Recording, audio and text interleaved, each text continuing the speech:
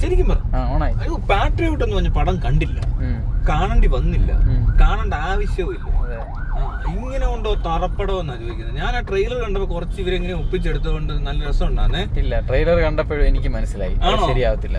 എനിക്ക് എന്തോ trailer colourful ആയിട്ടൊക്കെ തോന്നി. നമുക്കറിയാം ഇവരെ നമുക്കറിയാലോ. ഫഹദ് ഫാസിലും കുഞ്ചാക്കോനും ഒക്കെ ഉള്ളപ്പോ കുറച്ചും കൂടിയൊക്കെ പ്രായക്കുറവായിരിക്കും എന്ന് വിചാരിച്ചു. ഇതങ്ങ് അങ്ങ് അലമ്പായി പോയല്ലേ. എന്നിട്ട് രണ്ടെണ്ണം കൂടി ഇരുന്ന് ഫോൺ ചെയ്യുന്നു, മമ്മൂട്ടിയും മോഹൻലാലൂടെ. എവിടെയാ കാണുന്നത്? ഞാൻ അമേരിക്കയിലാ കാണുന്നത്, ഒരുത്തൻ ദുബൈയില്. കേരളത്തിൽ ആര് കാണും? ഫഹദ് ഫാസിലിനെ വിടാവെന്ന്. എന്നിട്ട് ഇതുപോലത്തെ പടങ്ങളൊക്കെ ഇനിയും വരണമെന്നുണ്ട്, വിജയിച്ചാലേ പറ്റത്തുള്ളൂ. മമ്മൂട്ടി വീട്ടിലങ്ങ് ഇരുന്നൂടെ? അല്ല, എനിക്കറിയാൻ വേണ്ടി ചോദിക്കുക, കഷ്ടപ്പെട്ട് പടമായിട്ടൊക്കെ ഇറങ്ങി എന്തിനാ ഈ ബുദ്ധിമുട്ടുന്നേ? എത്ര മണിക്കാണ് എന്റെ ട്രെയിൻ? എന്റെ 6:15. ഒരുപാട് സമയമുണ്ടല്ലേ. അപ്പോ ഒരുപാട് സമയങ്ങൾ ബാക്കി നിൽക്കേ. ഈ കാര്യത്തിന് എന്തിനാ ഈ മമ്മൂട്ടിയൊക്കെ ഇനി അഭിനയിക്കുന്നത്? മമ്മൂട്ടി മോഹൻലാലിനൊക്കെ വീട്ടിൽ വേറെ എന്തെങ്കിലും പരിപാടി അല്ലല്ലേ? അല്ല പിന്നെ അല്ല ബ്രഹ്മയുഗം പോലത്തെ പടത്തിനകത്ത്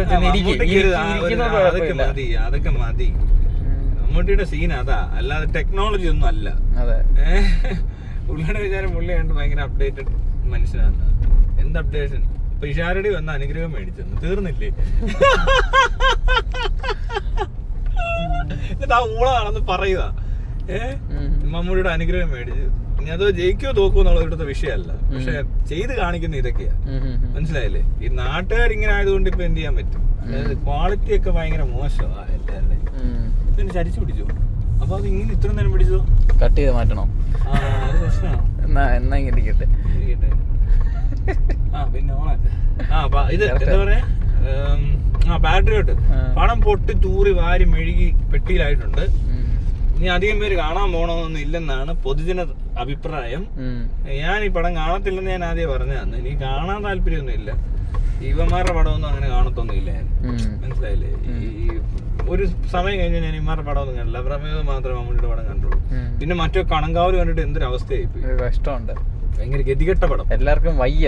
ഡയറക്ടർ ഒരു വിധത്തിൽ ഒപ്പിച്ചെടുത്തു. അതെ ക്രോസ് ചെയ്ത് ഡാഷിനെ ക്രോസ് ചെയ്ത് നാടൻ പെട്ടി പോകുന്നുണ്ടോ?